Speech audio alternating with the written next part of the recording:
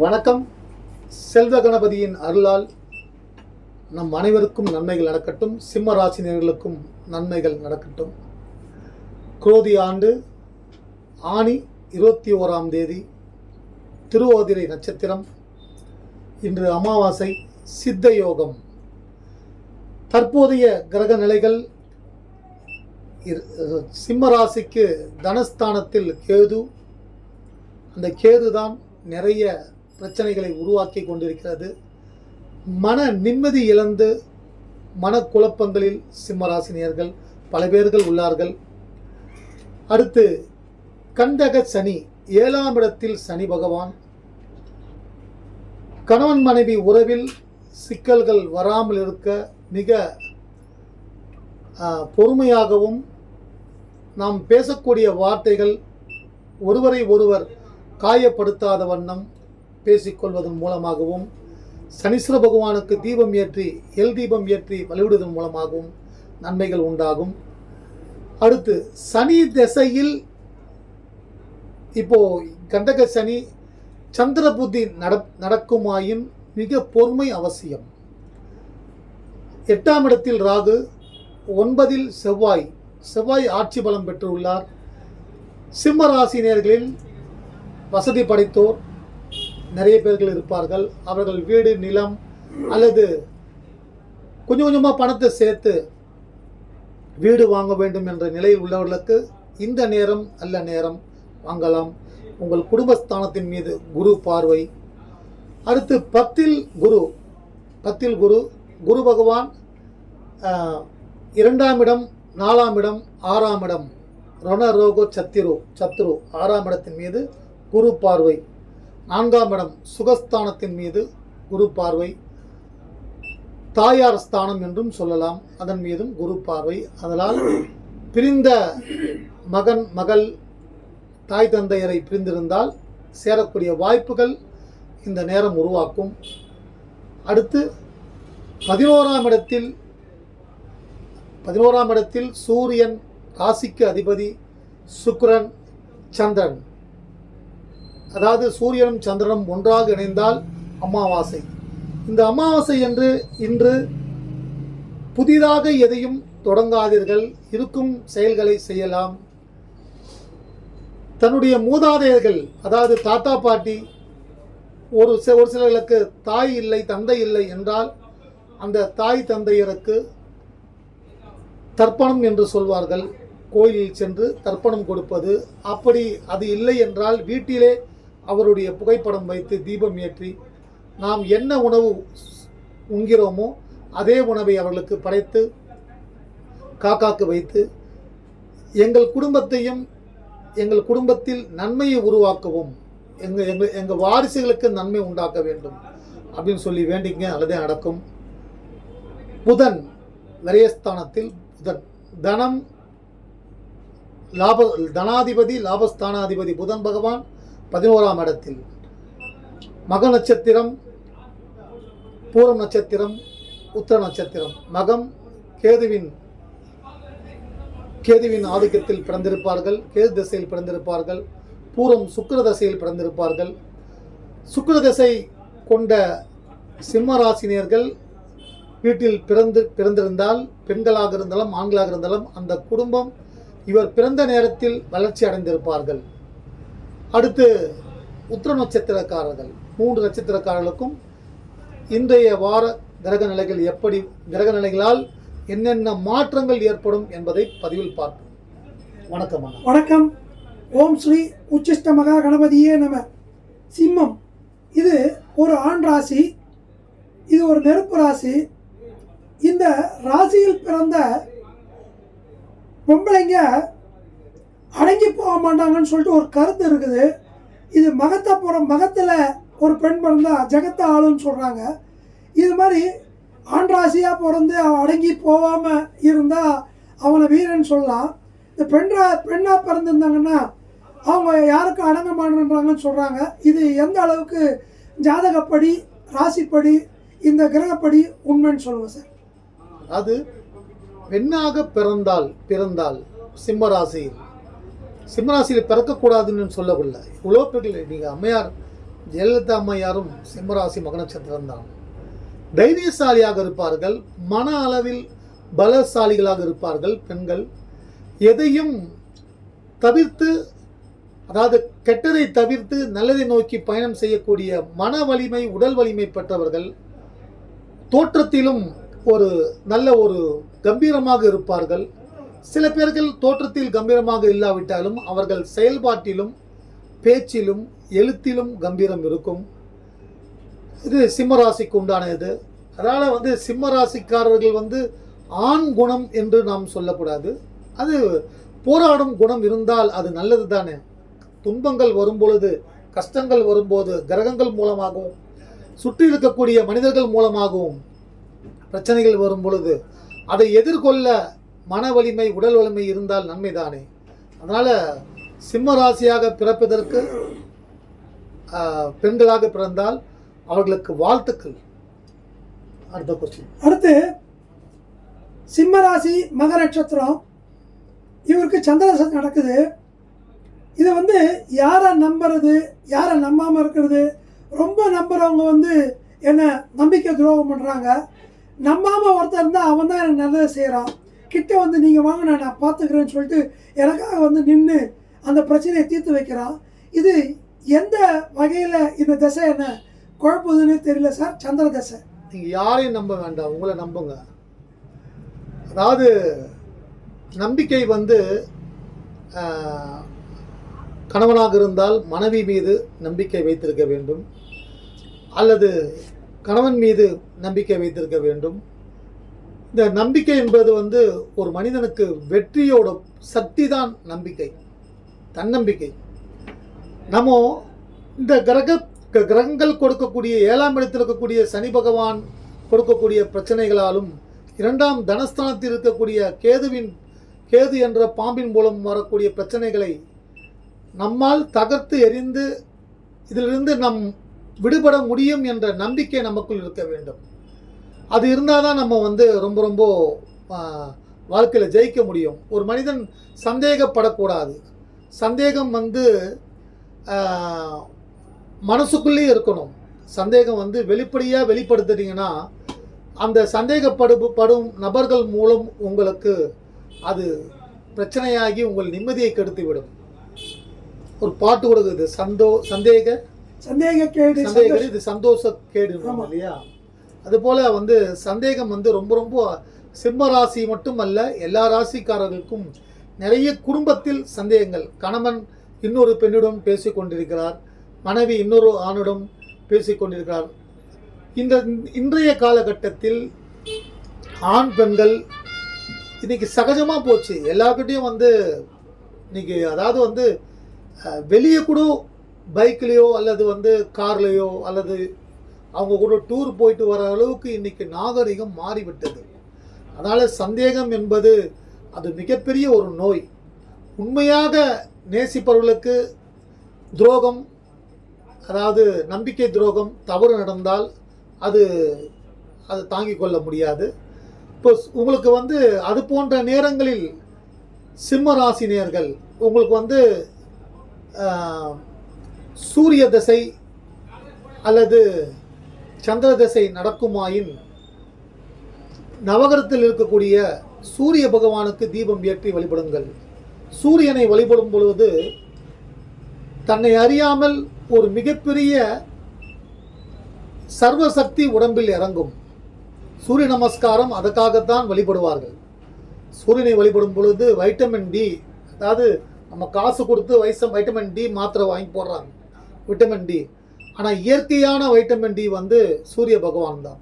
அந்த சூரிய பகவானை வழிபடும் பொழுது மனதில் இருக்கக்கூடிய அழுக்குகள் விலகும், உடம்பில் இருக்கக்கூடிய சக்தி குறைபாடுகள் நீங்கி புதிய தேக சக்தி பெறும். அதுதான் சூரிய நமஸ்காரம். சூரிய பகவானை வழிபடுவது, லட்சுமி நரசிம்மரை வழிபடுவது, நவகிரகத்தில் இருக்கக்கூடிய சூரிய பகவான் ஒவ்வொரு கோயிலையும் பார்த்தீங்கன்னா நவகிரகத்திலையும் சூரிய பகவான் சந்திர பகவான் இருப்பாங்க. 9 கிரகங்கள் இருக்கும். ஆனால் கோயில் வாசலில் சூரியனும் சந்திரனும் 2 பேரும் பெரும்பாலான கோயில்களில் இருப்பார்கள்.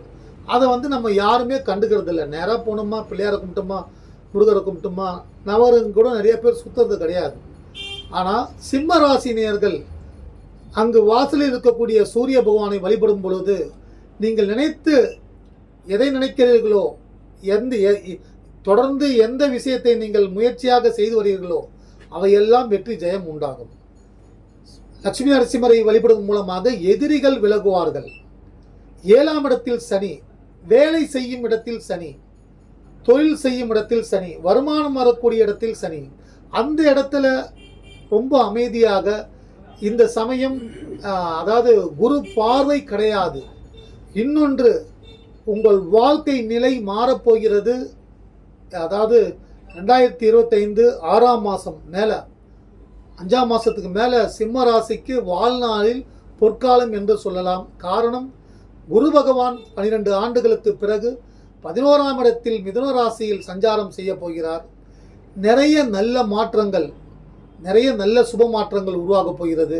11ஆம் இடத்தில் லாபஸ்தானத்தில் தனாதிபதி, 12 ராசிகளுக்கும் செல்வத்தை கொடுக்கக்கூடிய தனாதிபதி, குழந்தை இல்லாதவர்களுக்கு குழந்தை பாக்கியம் கொடுக்கக்கூடிய புத்திரகாரகன் குரு பகவான், திருமணமாகாதவர்களுக்கு திருமண பாக்கியம் உண்டாக்கக்கூடிய ஒரு மங்களமான கிரகம் குரு பகவான். எல்லா சர்வ சக்திகளும் நிறைந்த குரு பகவான் 11ஆம் இடத்தில் வருகிறார்.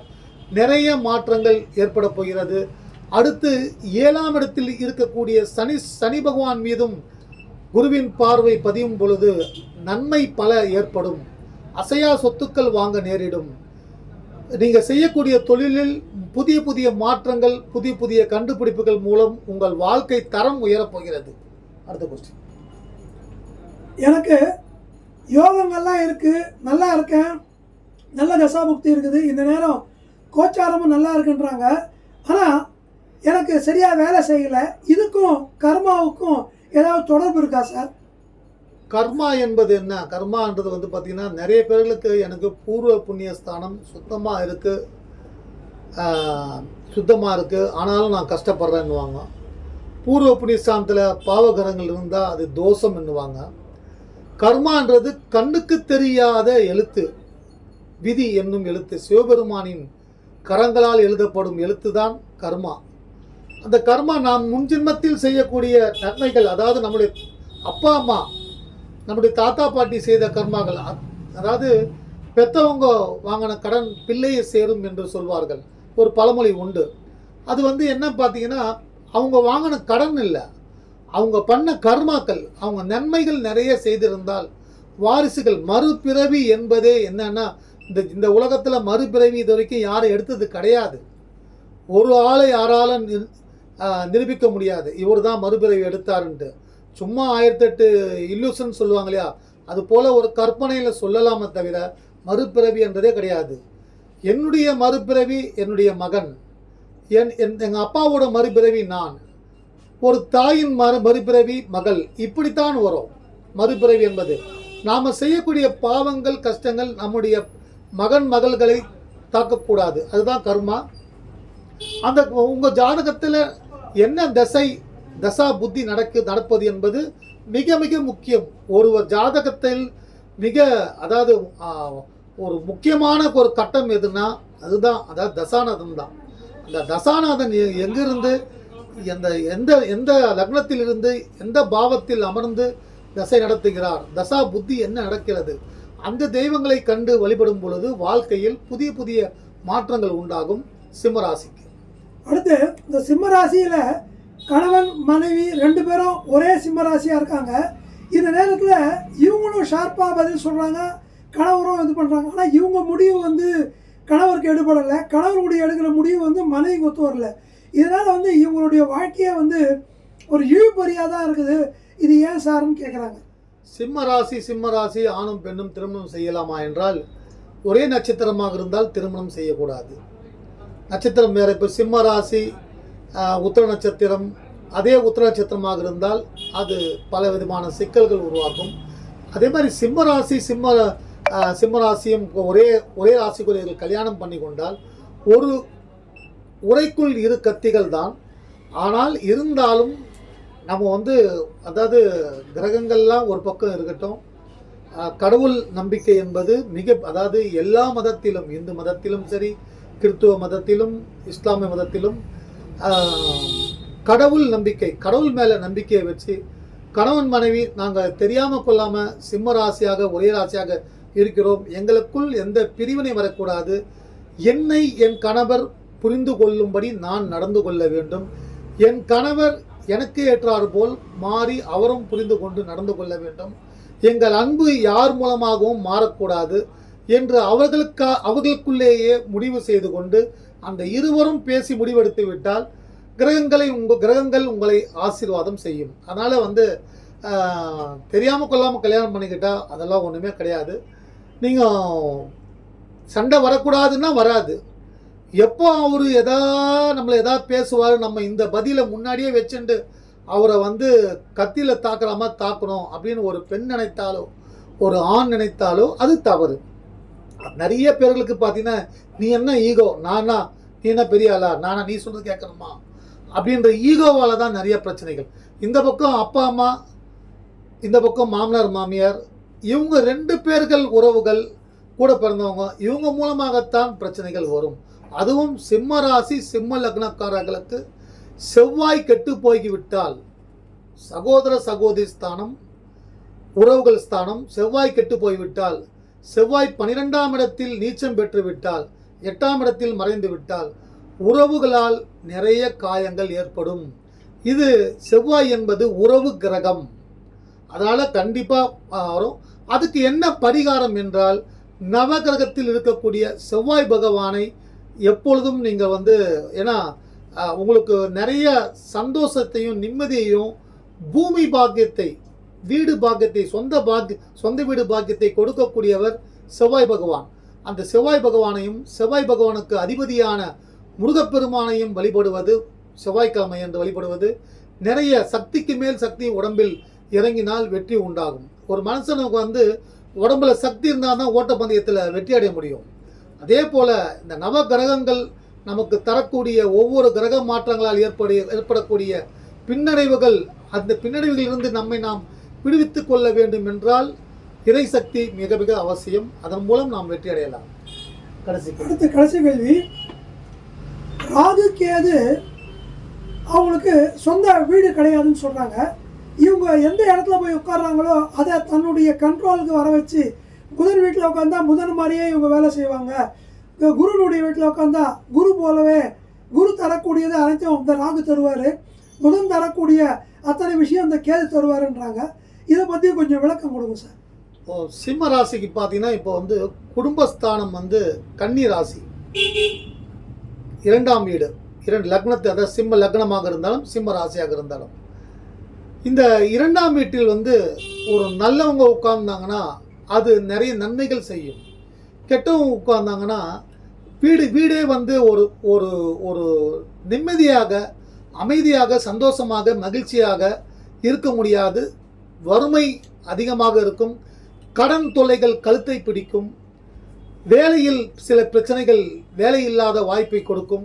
எத்தனை முயற்சிகள், நான் என் குடும்பத்தை அடுத்த கட்டத்திற்கு நான் எடுத்து செல்ல வேண்டும் என்று பாடுபடும் இளம் பெண்களுக்கும் இளம் ஆண்களுக்கும் ஒரு பின்னடைவு இருந்து கொண்டே இருக்கும். அந்த கேது 2ஆம் இடத்தில், 2ஆம் வீடு புதன் பொன் கிடைத்தாலும் புதன் கிடைக்காது சொல்வார்கள். அப்படியே தனம், செல்வம், வாக்கு, இந்த 3ஐயும் கொடுப்பவர் புதன் பகவான். அந்த வீட்டில் கேது அமர்ந்து கொண்டு சில பேர்களுக்கு உடல் ஆரோக்கியம் கெட்டு போயிருக்கலாம். அந்த உடல் ஆரோக்கியம் கெட்டு போயிருந்ததுன்னா அது சரியாக வேண்டும் என்றால் ஆஞ்சநேயர் பகவானை வழிபடுங்கள். அந்த குறை நீங்கும். ஸ்ரீராமஜெயம் என்று சொல்வதன் மூலமாக நோய்கள் வராமல் தடுத்து கொள்ளலாம். அடுத்தது பார்த்தீங்கன்னா, லட்சுமி நரசிம்மரை வழிபடுவதன் மூலமாக நிறைய தன வரவுகள் உண்டாகும். கோபம், எதிரிகள் விலகுவார்கள், எதிரிகள் ஒதுங்குவார்கள், விலகுவார்கள் உங்களை பார்த்தாலே. அடுத்து பார்த்தீங்கன்னா, சிம்ம ராசிக்கு சனி மகாதசை நடந்து கொண்டிருந்தால் சிம்ம ராசிக்கு சனி தசை அந்த அளவுக்கு ஆகாது. பலவிதமான சஞ்சலங்கள், கஷ்டங்கள் வரும். அது வராமல் இருக்க சனீஸ்வர பகவானுக்கு எல்தீபம் ஏற்றி வழிபடுவதன் மூலமாக குரு பகவானுக்கு, அதாவது நான் ஏற்கனவே சொன்னேன் இல்லையா, குரு சக்தி எல்லாம் கலந்த ஒரு மிகப்பெரிய சக்தி, தெய்வீக சக்தி தான் குரு சக்தி. ஒரு மாணவன் படிக்கவில்லை என்றால் குரு பகவானுக்கு தீபம் ஏற்றி வழிபட்டால் அந்த மாணவனுக்கு கல்வி அறிவு, கல்வி மூலமாக தடைகள் விலகும். ஒரு வேலையில் இருப்பவர்களுக்கு வருமானம் தடையாக இருக்கிறது, எனக்கு ப்ரொமோஷன் ஆகலை அப்படின்னா அந்த குரு பகவானை தீபம் ஏற்றி வழிபடும் பொழுது செல்வம் வரக்கூடக்கூடிய வாய்ப்புகளை உருவாக்கி கொடுப்பார் குரு பகவான். நோய் இருந்ததுன்னா நோய் விலகும். கணவன் மனைவி உறவில் இருந்தால் அந்த உறவில் இருக்கக்கூடிய பிரச்சனைகளை கலைக்க யார் யாரெல்லாம் தடையாக உள்ளார்களோ அவற்றையெல்லாம் தவிர்த்து விடுவார் குரு பகவான். குழந்தை பாக்கியம், புத்திரகாரகன், குழந்தைகாரகன் என்று சொல்லலாம் குரு பகவானை. குழந்தை இல்லாதவர்கள் குரு பகவானுக்கு வியாழக்கிழமை என்று தீபம் ஏற்றி ஒரே நேரத்தில் குரு பகவானுக்கும் குரு தட்சிணாமூர்த்தி பகவானுக்கும் தீபம் ஏற்றி வழிபடுவதன் மூலமாக குழந்தை பாக்கியம் உண்டாகும்.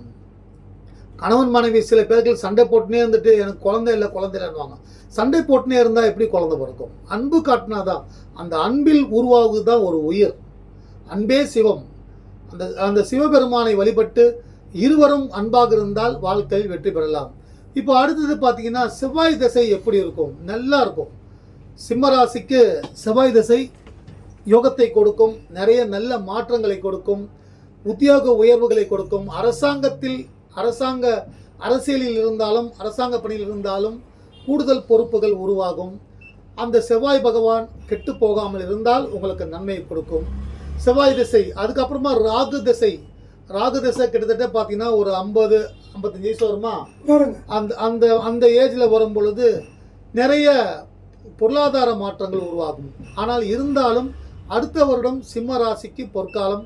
வாழ்க்கை நீங்கள் எந்த தருணத்தில் எந்த நிலையில் நீங்கள் இருந்தாலும் நீங்கள் ஒரு நல்ல செல்வ செழிப்பாக இருக்கிறீங்கன்னா இன்னும் அடுத்த கட்டத்திற்கு நீங்கள் போகணும், இன்னும் ஒரு அடுக்குமாடி வீடு கட்டணும் அப்படின்னு நீங்கள் நினச்சிங்கன்னா அடுத்த வருஷம் அது சாத்தியமாகும். அதே நீங்கள் ரொம்ப கீழே ஏழையாக ஒரு குடிசை வீட்டில் இருக்கீங்கன்னா கண்டிப்பாக நீங்கள் ஒரு நல்ல ஒரு சிமெண்ட் சீட்டு வீடு போட்ட இல்லை நல்ல வீடு கிடைக்கக்கூடிய வாய்ப்பு, சொந்த வீடு கிடைக்கக்கூடிய வாய்ப்பு அடுத்த வருடம் உருவாகும். சிம்ம ராசிக்கு 7ல் சனி. கவனமாக இருங்கள். குடும்பத்திலும் பணி செய்யும் இடத்திலும் தானாக வந்து உங்களுக்கு கெடுதல் செய்ய உறவுகளாக இருந்தாலும் அல்லது நண்பர்கள் உருவத்தில் இந்த கிரகங்கள் அப்படி கெடுதல் செய்யும்.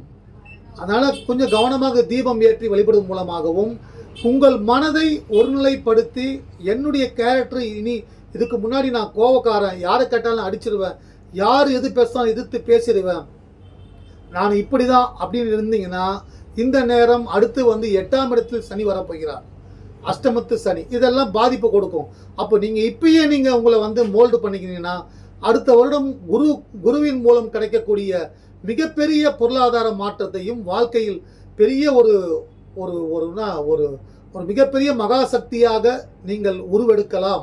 அதற்கு குரு பகவான் உங்களுக்கு துணையாக இருப்பார். சிம்ம ராசி நேயர்கள் மகாவிஷ்ணு பெருமாளை, நவகிரகத்தில் இருக்கக்கூடிய புதன் பகவானுக்கும் மகாவிஷ்ணு பெருமாளையும் வழிபடுவது எப்பொழுதுமே அவர்களுக்கு பொருளாதார வீழ்ச்சி வராமல் காப்பாற்றி விடுவார் புதன் பகவான். பெருமாள்ன்றவர் பார்த்தீங்கன்னா உலகத்துக்கே செல்வத்தை கொடுக்கக்கூடிய பகவான் பெருமாள். அந்த பெருமாள் உங்களுக்கு இஷ்ட தெய்வம். உங்கள் ஜாதகத்தில் தனத்தை கொடுப்பவர். லாபங்களை பலவிதமான மனைவி மூலமாக லாபம், கணவன் மூலமாக லாபம், பிள்ளைகள் மூலமாக லாபம், தந்தை மூலமாக லாபம் எல்லாத்தையும் கொடுக்கக்கூடிய புதன் பகவான், மகாவிஷ்ணு பகவான். அவரை வழிபடுவது நல்லது. சிம்ம ராசிக்கு இந்த வார கிரக நிலைகள் நல்ல மாற்றத்தை நோக்கி உங்களை நீங்கள் ஜட்ஜ் பண்ணிங்க. நீங்கள் எந்த இடத்துல இருக்கீங்க, நாம் எப்படி நம்மளை அடுத்த நிலைக்கு எடுத்துட்டு வரணும், பொறுமையாக சிந்தித்து செயல்படுவதன் மூலமாகவும் கடவுள்களை, நான் சொல்லக்கூடிய அந்த கடவுள்களை வழிபடுவதன் மூலமாகவும் உங்கள் வாழ்க்கை முன்னேற்றம் உண்டாகும். உங்கள் மீது நீங்கள் நம்பிக்கை வையுங்கள். நீங்கள் ஜெயிக்க முடியும். இப்போ இருக்கக்கூடிய கடனை அடைக்க முடியும். இன்னும் நம்ம இந்த சொந்த வீடு வாங்க முடியும்னு ஒரு முடிவு பண்ணிட்டு அந்த குறிக்கோளை வச்சுக்கிட்டு அதே முயற்சியோடு செயல்படுங்கள். வாழ்க்கையில் நீங்கள் நினைக்கக்கூடிய அனைத்து முயற்சிகளும் வெற்றி அடையும். உங்களுக்கு வாழ்த்துக்கள். வணக்கம். வணக்கம். அனைத்து சிம்மராசி நேயர்களுக்கும் கலசரஸ்தானம் என்று சொல்லக்கூடிய 7ஆம் இடத்தில் சனி பகவான் இருக்கிறதுனால இந்த சிம்மராசி நேயர்கள் தங்களுடைய கலத்திரமாகக்கூடிய மனைவி, பார்ட்னர்ஸு இவங்களால் எந்த தொல்லையும் வராமல் இருக்க திருக்கொள்ளிக்காடு சனீஸ்வரர், பொங்கு சனீஸ்வரருக்கு சென்று அர்ச்சனை செஞ்சு அதை வழிபட்டு வந்தீங்கன்னா இது ஒரு பெரிய பரிகாரமாக உங்களுக்கு இருக்கும்னு சொல்லி அனைவருக்கும் நன்றி கூறி விடைபெறுகிறேன். எல்லாவற்றுக்கும் மேலே விநாயகர் பெருமானை வழிபடுங்கள். முதல்ல நீங்கள் கோயிலுக்கு போனீங்கன்னா ஃபஸ்ட்டு விநாயகரை தான் கும்பிடணும். அதுக்கப்புறமா நீங்கள் முருகனை கும்பிடுறது, எல்லாத்தையும் நவகிரகங்களை கும்பிடுறது, அல்லது சிவபெருமானை கும்பிடுறது. பிள்ளையாரை கும்பிட்டாதான் நீங்கள் வேண்டிய வேண்டுதல்கள் நிறைவேறக்கூடிய சக்தி பிள்ளையார் கொடுப்பார். உலகத்தில் உள்ள எல்லாரும் அதுதான் தெய்வங்களே பிள்ளையாரை தான் முதல் கும்பிடுவாங்க. அதனால தான் அவருக்கு முதல் தெய்வம், சனிப்பிடியாத முதல் தெய்வம் அவர். பிள்ளையாரை வழிபடுங்க, உங்கள் வாழ்க்கையில் நல்ல மாற்றம் உண்டாகும். காதல் நிறைவேறாமல் இருப்பவர்களுக்கு அடுத்த வருடம் நீங்கள் நினைத்த கணவனோ நினைத்த மனைவியோ அமைக்கக்கூடிய நல்ல நேரம், திருமணம் பாக்கியம் உண்டாகக்கூடிய நல்ல நேரம் அடுத்த வருடம். பெரும்பாலும் திருமணமாகாதவர்களுக்கு திருமண பாக்கியம் உண்டாகும். வாழ்த்துக்கள், வாழ்க. நன்றி. நன்றி.